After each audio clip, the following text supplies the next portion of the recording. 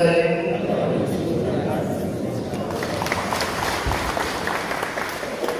dear friends, welcome to today's Mass. We celebrate the 33rd Sunday of Ordinary Time, Yasi. Our liturgical calendar has 34 Sundays, and when Yasi, so if you are in the 33rd Sunday, it means we are remaining with one Sunday to end our liturgical year. And always end it with the Sunday that is known as Christ the King of the universe, which is next Sunday. Then we start our new year with the ordinary time.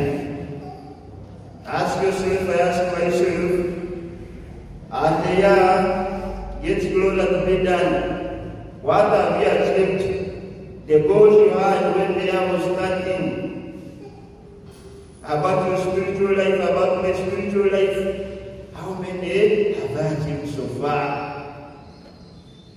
Maybe when the year was starting, you told the Lord, I want to reach your table. I want to wed my wife. And maybe the year has ended, and you have not. May I want to be praying every Sunday. And maybe this is the first Sunday that you have prayed. I want to be praying every day. And maybe you have not fulfilled it. I want to stop doing this and that. And maybe you have not stopped. My dear brother or sister, it is not yet too late for you. You still have 1 week. You can change a lot in your life. And by doing so, you'll be preparing yourself for heaven, for eternal life. Today, you're going to reflect with me about the end of times, the eschatology. The eschatology, the study of last things. And there are mainly 4. That is death. Those of us who fear to die, death is there. And I can say it's normal for us to die. But only for those Christians who have hope, who have faith in eternal life. So when we die, what happens? We are put to judgment. And that's why in the Gospels, the Lord telling us that we separate the wheat from the wheat. So ask yourself, are you a wheat or you a wheat? We will separate the sheep from the goats. Ask yourself, are you a goat or a sheep? When we are dead, what happens? We either go to hell or to heaven. So the first thing is death, judgment, hell, and heaven. You should always have them at the back of your mind. Even when you're living your Christian life, always remember those things. Whatever you do, whatever I do,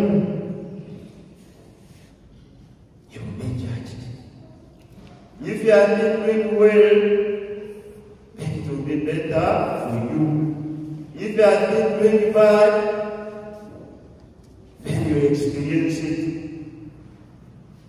You experience it. Heaven is only for those who are living a virtuous life, a life of holiness. Yeah, when I talk about our life of holiness, it is a call for all of us. Some people think that our holiness is only for religious, it is only for priests, it is only for sisters, for brothers, for seminarians. No, it is for all of us. Whether you're young, whether you're a youth, whether you're old,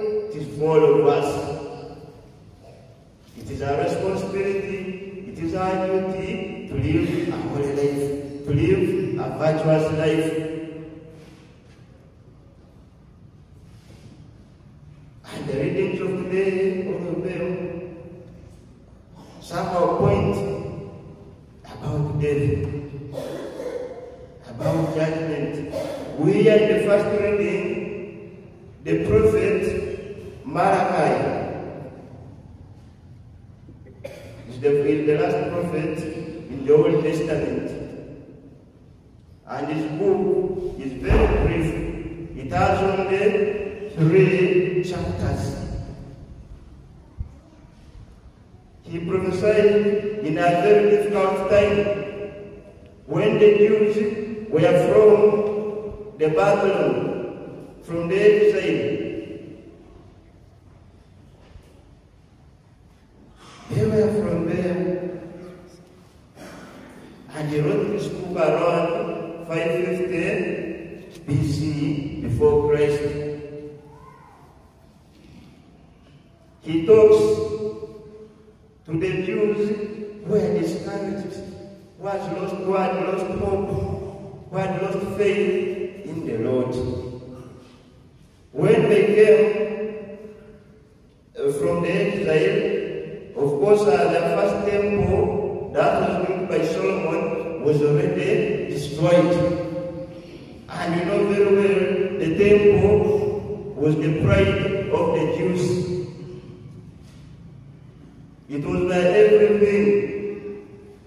So the temple is no longer there. So they worked so hard to build the temple. And they built it. But of course, when they were in exile, some of them learned very bad practices. Very bad practices. They forgot the covenant that they had made with the Lord. We too reflect a little bit. How many covenants have we made with the Lord? Maybe when you're in a problem, when you have a challenge, the promises that you make to God. Lord, if you help me to go through this, I will never forget you. Even I will be giving my tithe. Not even every month, I will be giving the tithe now every week. I'm exaggerating, but sometimes it can happen. You know, when you have a very big problem, you can say anything. When you have problems, you can end up even doing open things. That's why here, so has ended up going there saying,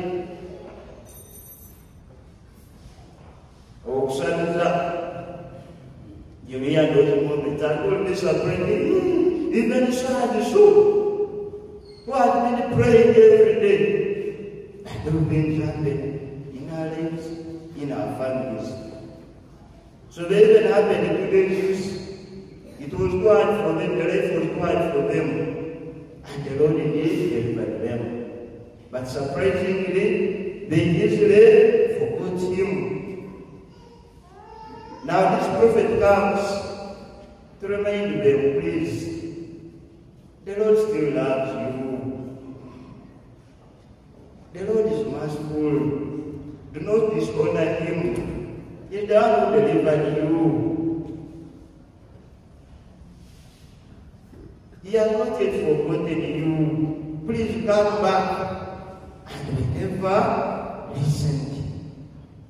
He made the condemned 3 things. The unfaithfulness that was brought up by idolatry. When the Jews went to Babylon, they did the intermarriages. And of course, you know, even in our cultures, there are a lot of cultural practices that we do. If you are Musoga and then you come to marry from Toland, there are some practices that we expect you to do. We either do them or we don't give you our daughter. Of course, you know where we are. So you can just pocket and you say, I will follow them. Whether I am good or not, I will follow them. So that's what happened to the Jews. The moment they accepted to intermarry, their people came with their own practices, with their own beliefs, with their own values. And people were chasing away, men were chasing out their ways, cheating on them on unclear grounds. So the prophet comes and tells them, you know what you're doing is wrong. Be faithful with your word. Do not cheat on him. You still belong to him. He still loves you. And they don't listen. The injustices that were taking place. Of course, people were rebuilding themselves. People were struggling to get rich. They had lost everything, but now they are coming back and to their land. So I believe they had lost a lot of things. Some people were rebuilding their lives. They had lost everything. How to regain what you have lost? Of course, you have to use a lot of energy. You have to work hard. But some of them used very, very bad means. They exploited the poor. The income inequality between the rich and the poor, the gap was so wide. The poor were paying less. They are not cared for.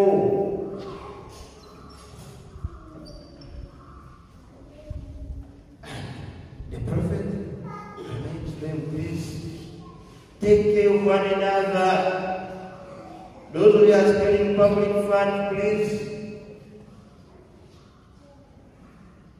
don't do that. I think even now, those things are happening. The other thing was corruption. That was even in the churches, surprising, even in the churches. It was practiced by the priests and the Christians. I will use an example. By that time, maybe you bring your tithe. Instead of putting it at work, I put it in my pocket. I start working on it seriously. The offering you bring, instead of putting it at work, I put it in my pocket. That was what was happening. When it came to giving of the tithe, people are not giving the correct tithe. The 10%, some are giving 0%, some 1%. They will bring the offerings, the sacrifices. For example, the sheep. Someone will go in his own farm and look for a sick animal. Is what he also will bring to the Lord. The Lord are not my word. They are alive but can't eat. You look for a sick cow. You are, this one is what I'm going to offer the church in Uganda. You look for a cow that is sick. This one. I will take this one. This good one, I will not take it for the Lord. Let me take the weak one, the sick one. That was what was happening. I believe that now, if you reflect, I think these things are taking place in many of our churches. In our Catholic church, in our Pentecostal churches, those things are happening. The Lord is inviting me and you today to watch, to prepare ourselves, to repent. Ask yourself, ask myself, am I ready to repent? Are you ready to repent? If you see what is taking place, especially here in East Africa, politicians fighting left and right, fighting for power. The other day, those who are watching news, you watch what happened in Tanzania. People lost their lives on unclear grounds. Even if you see in Uganda, people are in prison. I don't know under what grounds. one, you can talk about it, you can be put in the pockets. But remember, the Lord is there. The Lord is seeing. The judgment day is there.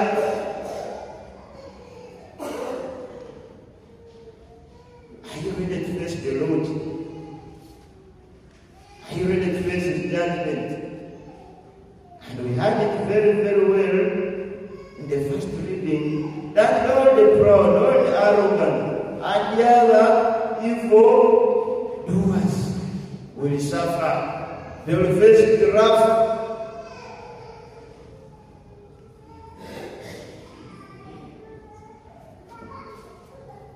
The fire will burn them. The wrath of the Lord will consume them. So the Lord gives us an opportunity to change. That's why such readings come at the end of this liturgical year to reevaluate ourselves. The year has ended. Make an evaluation and see where have you gone wrong. What bad have you done? How many good things have you done? How many acts of charity have you done? And if you do so, then you'll be preparing for the second coming of Jesus Christ. It's what we hear in the second reading. St. Paul, talking to the Thessalonians, these people, when they heard about the second coming of Jesus Christ, they gave up on everything. They sat down. They never wanted even to go for work. They said, after all, why should I go for work? After all, I'm going to die very soon. Next week I will die. The Lord is coming to take me. So why should I waste my time working? Those who had saved money started eating all the savings.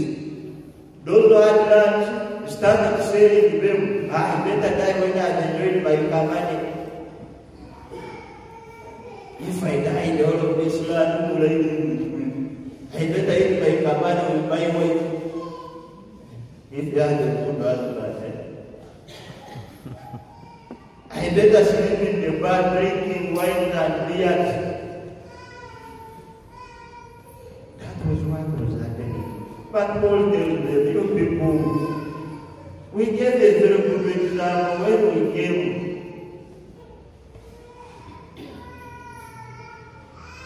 We don't have that. You don't want to work. That's why then he came up with this statement that whoever does not want to work should not be given food. So if you are here, maybe very lazy, you don't want to work, people are working for you, you're watching it. Every morning people go for work for you, watching them, you're just moving in the village everywhere, around the streets, especially our youth, our young people. The Lord is telling you to leaders should not be given food and other things. If you're a man, you have a family, and you don't want to work for your family, to work for your children, then food should not be given to you. If you live home without leaving money for Kameza, then they don't come and expect food to be there for you. However,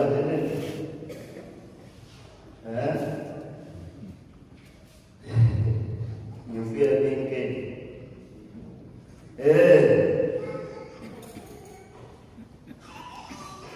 so, St. Paul encourages us to work hard. Don't say, my job is too small, even I earn very little. I cannot spend much of my time there. Don't forget the story of the mustard seed. Very small, but it grew into something very, very big. The multiplication of loaves. Although those stories will help us to work hard. In the small things that we do, the small responsibilities that we have, let us remain faithful. Let us remain active.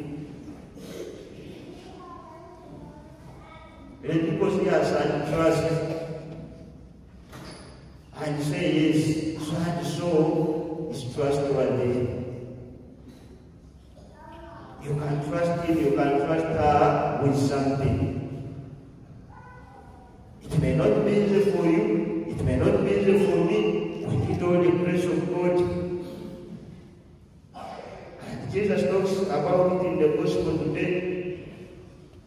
Of course, for how long Jesus had been moving, he had been on the journey to Jerusalem. It took him some time to reach there. And finally, he came to Jerusalem with his disciples. I believe most of his disciples were these local men from the villages there. So some of them, it was maybe the first time to see the city, Jerusalem city. Once they reached there, they were surprised. The moment they looked at the temple, they were surprised. And they said, wow, this is very beautiful. Having a house of the Lord like this one is something very big, good. They were surprised. They were wondering. And the Lord looks at them and laughs at them.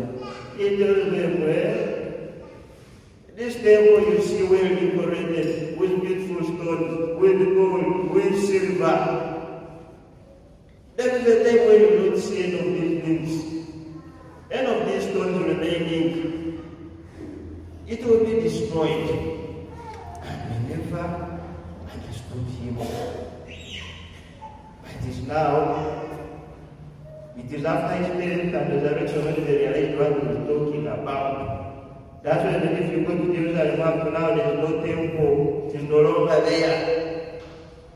And the Lord still faces them and he tells them, it will not be easy for you, my disciples. It will not be easy for you, maybe model leaders. It will not be easy for you, priests, for you, religious. Be prepared. You will be mistreated. You will be judged. And some of you will be put in prison. You will be jailed because of being my witnesses. Reflect and see what is taking place. The moment you say, me, I know Jesus very well. I'm ready to fight for all the injustices that are taking place. You will see what will happen. So my dear Christian, if you're not strong enough, if you don't have faith, if you don't have hope in the Lord, you'll easily give up, you'll easily be discouraged. You say, I don't know why should I fight. Even the people I'm fighting, they are not appreciating. The Lord has wanted all of us to are here. It will not be easy for us, but let's not give up. Let's remain committed. Let's remain prepared. He promises us that the moment will be presented lately to the kings, to the leaders, the moment will be put in jail, the moment will be judged. We should not get worried of what we say. He will give us what to say. He will defend us. He will fight for us.